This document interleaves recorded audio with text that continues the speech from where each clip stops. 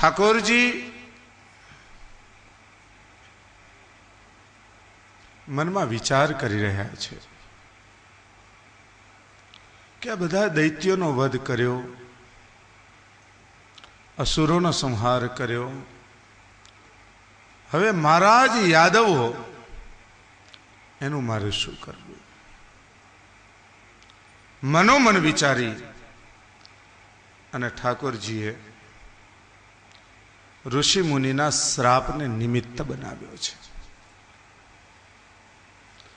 એક વખત આ તીર્થયાત્રામાં જ્યાં નીકળ્યા છે ત્યારે કેટલાક સંતો બિરાજમાન છે.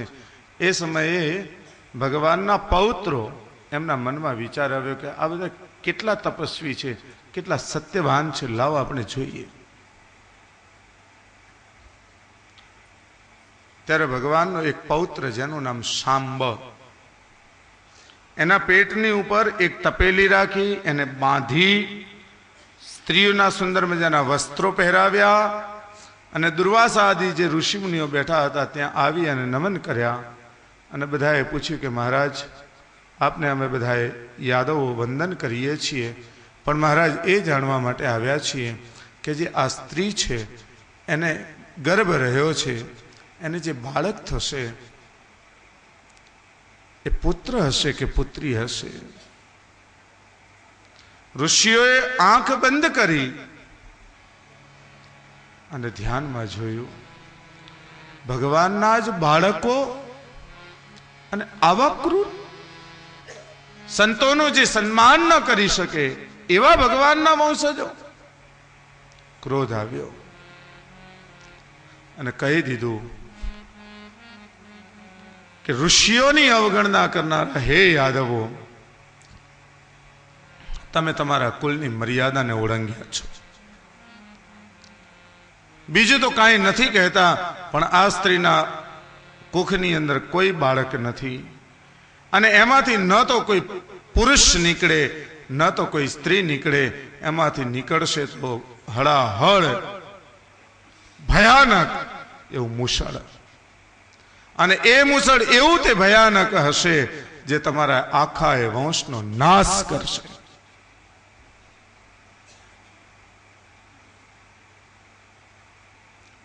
યાદવો ગભરાયા. ભગવાન કૃષ્ણના સ્વભાવ પ્રમાણે એમની પાસે નથી આવી શક્યા, દાદા પાસે ગયા અને યુક્તિ બતાવી કે એક કામ કરો, આ મુસળ નીકળ્યું છે તો એને ઘસી નાખો અને પાણીમાં ફેંકી દો. એ મુસળને ઘસ્યું, એનું ચૂર્ણ થયું, એને દરિયામાં ફેંકવામાં આવ્યું અને એ દરિયામાંથી વહેતું વહેતું વહેતું એ મુસળનું ચૂર્ણ છેક પ્રભાસ પાટણ આવ્યું છે, સોમનાથ, અને ત્યાં એની એક વનસ્પતિ ઉગી જેનું નામ એરકા. છેલ્લે ઘસતા ઘસતા એક ટુકડો વધ્યો, આ ટુકડાને ફેંક્યો પાણીમાં, એક માછલું ગળી ગયું અને એ માછલાએ જેવું ગળ્યું એક પારધીની જાળમાં ફસાયું. એ શિકારીએ માછલાને લીધું, ચીર્યું, એમાંથી આ ત્રિકોણ આકારનો ટુકડો નીકળ્યો. એણે જોયું બાણમાં લગાવવા જેવો સુંદર આ ટુકડો છે. એણે ઘસી ઘસી ઘસીને તીક્ષ્ણ બનાવ્યો અને એક બાણની આગળ લગાવી દીધું છે. ભગવાન સર્વસમર્થો હિ, સર્વસમર્થ છે. ધારે તો આખા યાદવ કુળને બચાવી શકે, પણ ભગવાને એવી માયાની રચના કરી. જ્યારે યાદવો પ્રભાસ પાટણ આવ્યા અને ઠાકોરજીએ કહ્યું હતું કે દાન પાન કરીશું, ન દાન કર્યું, ન તીર્થના જલનું પાન કર્યું, મદિરાનું સેવન કર્યું, મદોન્મત્ત બન્યા. વાક યુદ્ધ થયું, શસ્ત્ર યુદ્ધ થયું અને શસ્ત્ર જ્યારે ખૂટ્યા ત્યારે પેલી એરકા વનસ્પતિને લઈને એકબીજાને કાપ કરવા લાગ્યા. આખો યાદવ કુળ વંશ નાશ થવા લાગ્યો છે. આ બાજુ વસુદેવ અને દેવકીજીએ નવ યોગેશ્વરોની આરાધના કરી છે અને નવ યોગેશ્વરોએ સુંદર મજાનો ઉપદેશ આપ્યો છે.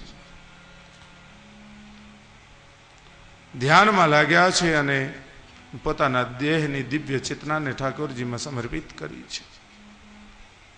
દાઉ ભૈયાએ જલની અંદર સમાધિ લીધી છે અને પોતાના મૂળ સ્વરૂપે શેષ સ્વરૂપે પધાર્યા છે.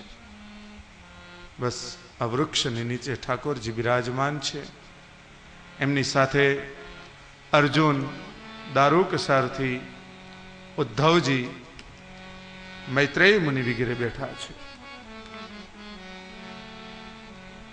અને ઠાકોરજી એક એકને પોતાનો દિવ્ય ઉપદેશ આપી રહ્યા છે.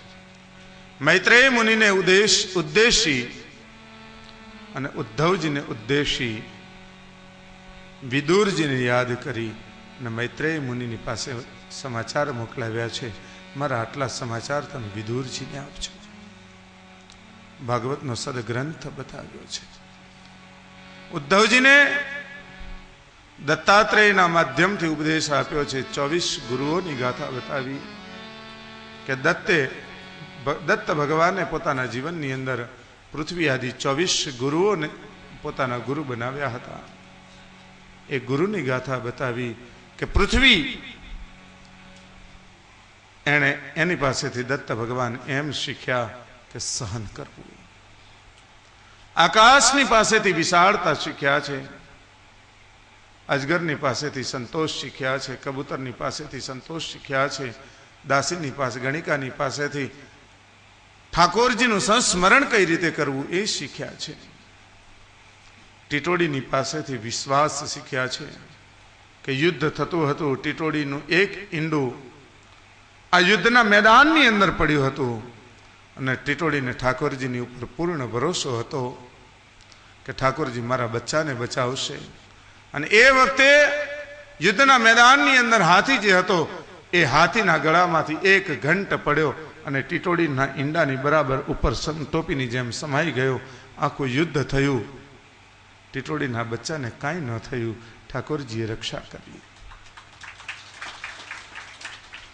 ટીટોડી પક્ષીને પોતાનો ગુરુ બનાવ્યો છે.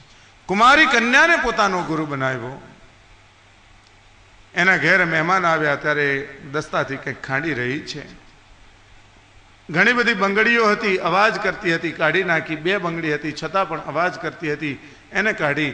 એક જ બંગડીને રાખી અને જ્યારે એણે પોતાનું કામ પતાવ્યું, હું એની પાસેથી શીખ્યો કે જીવનની અંદર જ્યાં સુધી બધા ભેગા હશે ત્યાં ખખડાટ થાય, પણ જ્યારે પ્રભુનું ચિંતન કરવું હોય ત્યારે તો એકાંતમાં રહેવું જોઈએ. એકાંતમાં પ્રભુનું મિલન જલ્દી થાય. 24 ગુરુઓના બાદ છેવટે પોતાનો ગુરુ એ આ દેહને બનાવ્યો કે જે દેહ જેને મારો મારો મારો મારો કરીએ છીએ, દેહ છેલ્લે સહકાર નથી આપતો.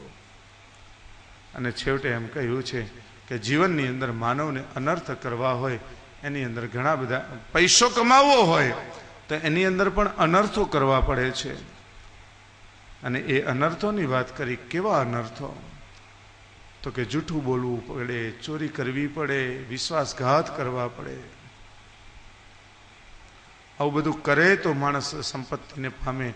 પણ એ સંપત્તિ ચોરીની સંપત્તિ એ ચોરીની સંપત્તિ છે, જૂઠાની સંપત્તિ એ જૂઠાની સંપત્તિ છે, વિશ્વાસઘાતની સંપત્તિ એ વિશ્વાસઘાતની સંપત્તિ છે. થોડું મળે પણ આત્માને શાંતિ મળે એ દ્રવ્ય એ સાચું. અનેક ગણ ઉપદેશ આપ્યો છે. દરેકને વિદાય આપી છે પ્રભુએ. સૌ કોઈ પ્રભુને વંદન કરીને નીકળ્યા છે. ઠાકોરજી હવે આંખ બંધ કરી અને બેઠા છે, બિરાજમાન થયા છે. એક ચરણની ઉપર દ્વિતીય ચરણ પધરાવેલું છે ઠાકોરજીએ. આકાશમાં દેવતાઓ બધા એકત્રિત થયા છે કે ઠાકોરજી હવે લીલા સંકેલવાની તૈયારીમાં છે. ઠાકોરજી કેવી રીતે પોતાની લીલા સંકેલશે? ને દૂર એક પારધી પેલો જેને પેલો ટુકડો મળ્યો હતો એ બાણ લઈને આવ્યો છે. ઠાકોરજીના શ્રી ચરણને જ્યારે એ પારધીએ જોયા ત્યારે ઠાકોરજીના શ્રી ચરણને મૃગનું મુખ સમજ્યા છે. અને દૂરથી એણે ધનુષ્યની ઉપર બાણ ચડાવ્યું અને એ બાણની લગામને ખેંચી અને બાણ છોડ્યું. આવ્યું ઠાકોરજીના શ્રી ચરણની અંદર. મૃગ ભાગ્યો નથી, અવાજ આવ્યો નથી. પારધી નજીક આવીને જોયે તો ઠાકોરજી આંખ બંધ કરીને બિરાજમાન છે.